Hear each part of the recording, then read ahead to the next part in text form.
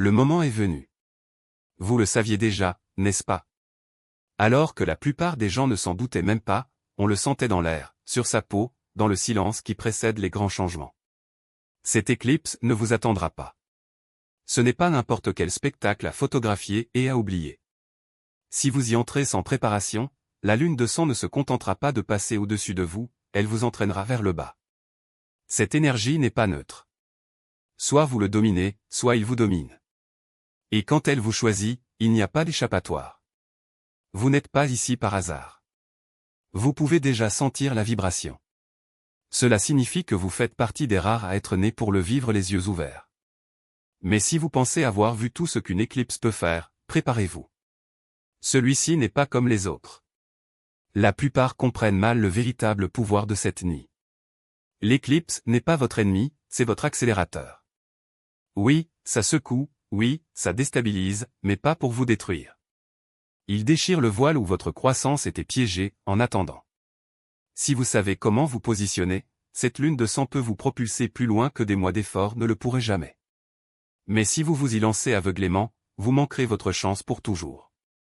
Pour les âmes sensibles à cette énergie, l'éclipse n'est pas facultative, c'est une porte. Traversez-le et vous ne verrez plus jamais ces alignements de la même manière.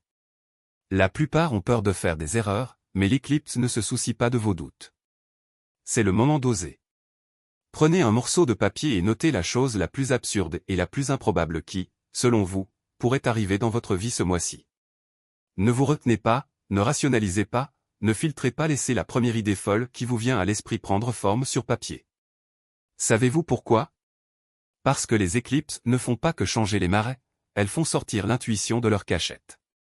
La fenêtre d'énergie autour d'une lune de sang a toujours été liée à des prophéties, des visions soudaines et des pressentiments qui ne peuvent être ignorés.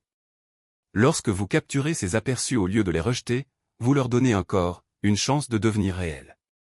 Combien de fois avez-vous eu un sentiment et ensuite regretté de ne pas avoir écouté? C'est votre chance d'arrêter de sous-estimer votre propre pouvoir.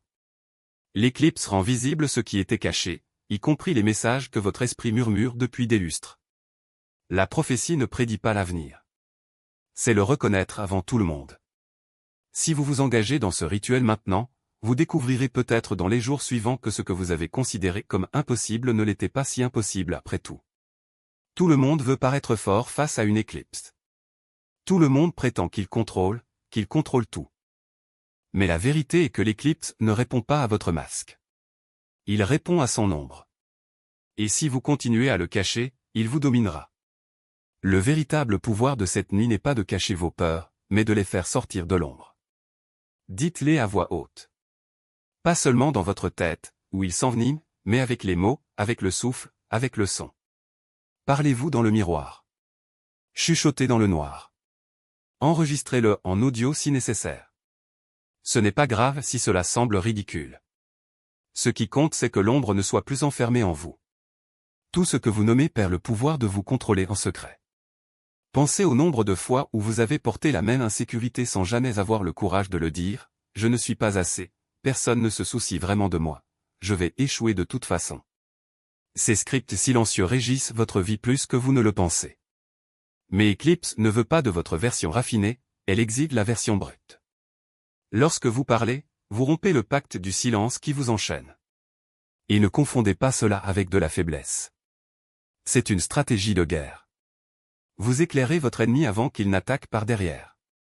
Lorsque vous l'exprimez, qu'il s'agisse de la peur du rejet, de la solitude, de ne jamais atteindre votre potentiel, vous supprimez l'élément de surprise. Il y a quelque chose de primal dans le fait d'entendre sa propre voix prononcer les mots dont on a honte. Au début, ça fait mal. Puis, bizarrement, ça s'apaise. Vous réalisez que c'est juste une pensée, pas une phrase. Votre ombre ne peut vous hanter qu'en silence.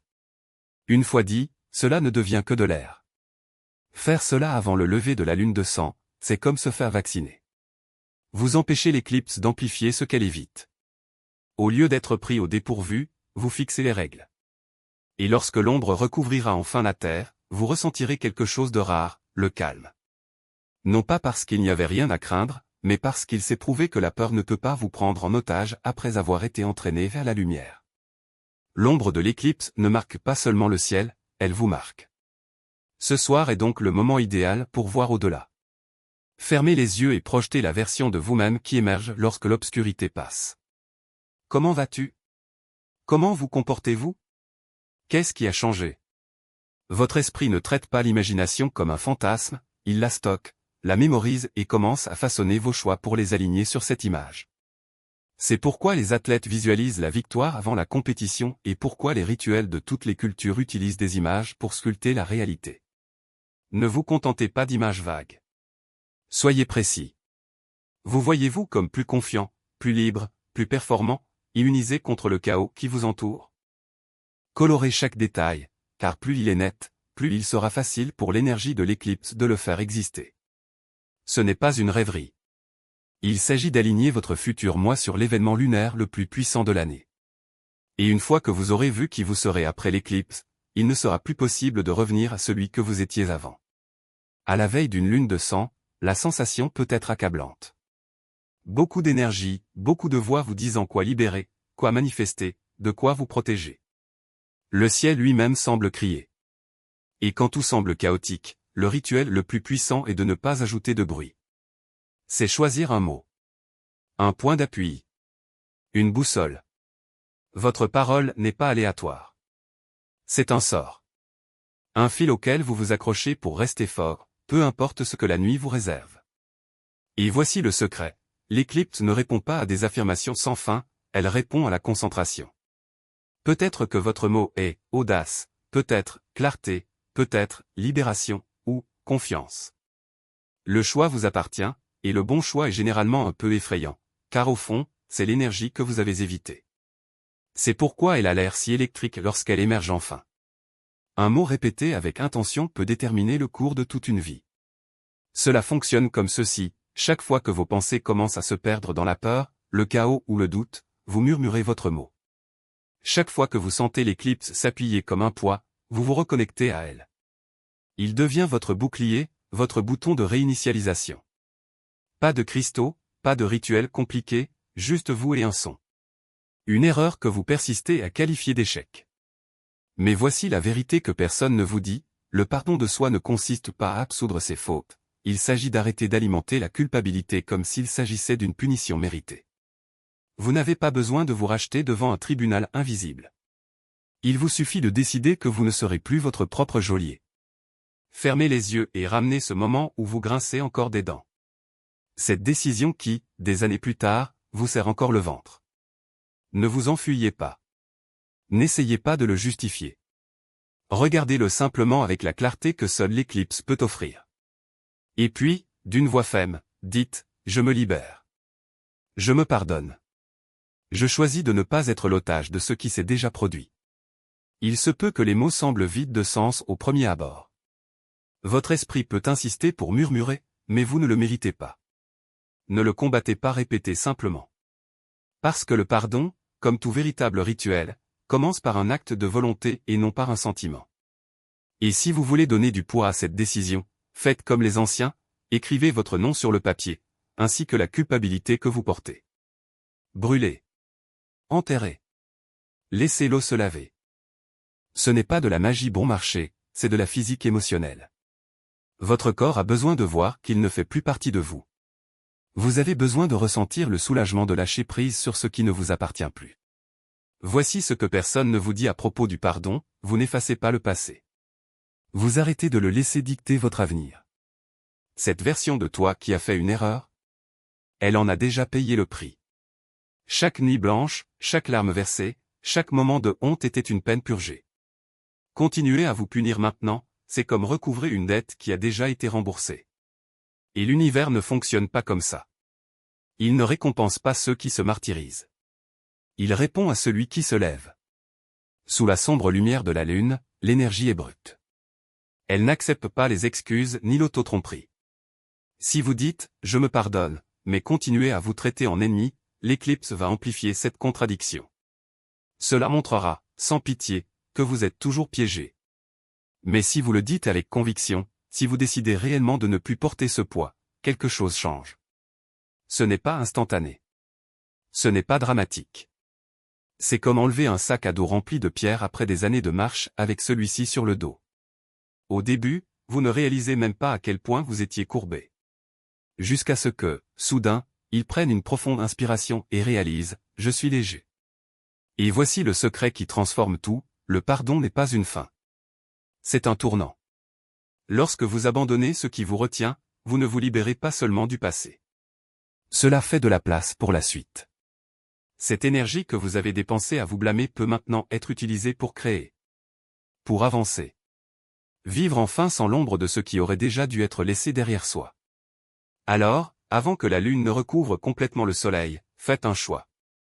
N'attendez pas que l'émotion arrive. N'attendez pas de vous sentir prêt. Décidez simplement. Parce qu'en fin de compte, l'éclipse n'est pas une question de ce que vous perdez. Il s'agit de ce que vous gagnez lorsque vous arrêtez de vous accrocher à ce que vous auriez déjà dû abandonner. Et c'est la seule magie qui compte vraiment. Et dites-le à voix haute, j'arrête ça maintenant. Pas demain. Pas quand, le moment est venu. Maintenant. Parce que l'éclipse n'attend pas d'excuses. Il ne négocie pas avec votre hésitation. Il offre simplement un miroir et dans ce miroir, vous voyez deux versions de vous-même, une qui se répète, une qui se brise. Lequel allez-vous nourrir? Ne vous y trompez pas, arrêter une habitude n'est pas une question de volonté. C'est une question de stratégie. Vous n'êtes pas obligé de gagner toute la bataille aujourd'hui. Il lui suffit de gagner ce soir. Alors faites ceci, choisissez un remplaçant. Quelque chose qui occupe le même espace, mais avec une énergie opposée. Si votre habitude est le défilement infini, remplacez-la par 3 respirations profondes et un regard par la fenêtre. S'il s'agit d'autocritique, écrivez une ligne sur quelque chose que vous avez bien fait aujourd'hui. Si c'est un réconfort toxique, dansez sur une musique qui vous fait vous sentir vivant. Il n'est pas nécessaire que ce soit grandiose. Il faut que ce soit différent. Parce que le cerveau ne peut pas résister à une nouvelle routine, il résiste au vide. Et lorsque vous remplissez ce vide avec quelque chose qui vous élève, l'éclipse fait le reste. Voici ce que personne ne vous dit, les habitudes ne sont pas brisées. Ils sont reprogrammés. Et la nuit de l'éclipse est le moment où la reprogrammation se fait le plus rapidement. C'est comme si l'univers appuyait sur le bouton de réinitialisation de votre système d'exploitation. Mais cela ne fonctionne que si vous êtes prêt à vous y tenir. Alors, quand l'ombre commence à recouvrir la lune, faites un pacte avec vous-même, c'est la dernière fois que je fais ça. Non pas comme une vague promesse, mais comme un serment. Et tenez-vous-y. Même si ce n'est que pour 5 minutes. Même si c'est juste aujourd'hui. Parce que 5 minutes d'interruption sont plus puissantes que 5 années de regrets. Et si ça échoue? Si la tentation revient? Ne vous blâmez pas, recommencez simplement. L'éclipse n'exige pas la perfection. Cela nécessite du mouvement. Cela exige que vous essayiez, même si vous trébuchez. Parce que chaque fois que vous choisissez de recommencer, vous entraînez quelque chose de plus important que la discipline, vous entraînez la résilience. Et la résilience est ce qui transforme une nuit d'éclipse en une vie de liberté. Maintenant, regardez le ciel. La lune commence déjà à changer. Le moment est venu. N'attendez pas que l'ombre atteigne son apogée. N'attendez pas le « bon moment ». Le bon moment est celui-ci, lorsque vous décidez que vous n'allez plus être l'otage de ce que vous auriez déjà dû laisser derrière vous. Quand vous choisissez, une fois pour toutes, que le passé ne dictera pas votre avenir. Parce qu'en fin de compte, une éclipse ne signifie pas ce que vous perdez. Il s'agit de ce que vous obtenez lorsque vous vous autorisez enfin à être. Et c'est la seule magie qui compte vraiment. Avant que l'ombre de l'éclipse ne touche le sol, arrêtez le cycle. Si vous vous perdez toujours en ligne avant de vous coucher, laissez votre téléphone portable dans une autre pièce. Si vous sombrez dans des pensées qui ne font que vous abattre, écrivez chaque mot sur un morceau de papier et brûlez-le jusqu'à ce qu'il se transforme en cendre. Si vous engourdissez la douleur avec quelque chose qui ne fait que retarder l'inévitable, échangez-la contre ni une seule ni contre quelque chose que votre futur vous serait reconnaissant de faire. Les habitudes sont des sorts que vous vous lancez, et l'éclipse décide lesquels seront gravés dans la pierre. Vous ne pouvez pas vous permettre de laisser un mauvais sort s'installer ce soir. C'est votre point de réinitialisation. Si vous brisez la chaîne maintenant, l'énergie de l'éclipse ne renforcera pas l'ancien schéma, elle vous aidera à l'enterrer. Et de cet enterrement naît quelque chose d'entièrement nouveau. Comprenez une chose, vous êtes né pour guider cette éclipse. Vous êtes né pour façonner votre énergie, pour essayer de transformer les choses pour le mieux. C'est le but de toute préparation. Mais c'est là que la plupart des gens se perdent, ils essaient de contrôler chaque détail, chaque résultat, chaque rebondissement. Vous pouvez viser la flèche, mais vous ne pouvez pas dicter où le vent l'amènera. Eclipse ne vous demande pas d'arrêter de viser. Il vous demande d'arrêter d'exiger un contrôle absolu. Et c'est l'équilibre. Les rituels que vous avez faits ce soir comptent. Le mot que vous avez choisi, les croyances que vous avez effacées, les vœux que vous avez prononcés, tout cela vous permet de façonner le chemin. C'est le vrai pouvoir. Mais si vous insistez pour que la vie suive exactement votre scénario, l'éclipse brisera votre emprise. Parce que la vérité est simple, si vous pouviez tout contrôler, vous ne recevriez que le futur que votre esprit actuel est capable d'imaginer. Et cela fermerait la porte à toutes les possibilités plus grandes, plus audacieuses et meilleures que l'éclipse tente d'offrir. Alors oui, visez. Définissez l'intention. Faites le vote. Prévisualisez le résultat. Tout cela est nécessaire. Mais alors, laissez place à l'inconnu. Parce que si vous ne le faites pas, vous manquerez la version de votre avenir qui est plus grande que tout ce que vous auriez pu écrire. Alors que l'ombre passe, rappelez-vous ceci, vous avez fait votre part. Vous avez façonné la flèche, vous l'avez dirigée. Maintenant, laissez la lune de sang vous emmener là où vous n'irez jamais seul. Le résultat n'est peut-être pas exactement celui que vous aviez prévu, il pourrait être encore meilleur.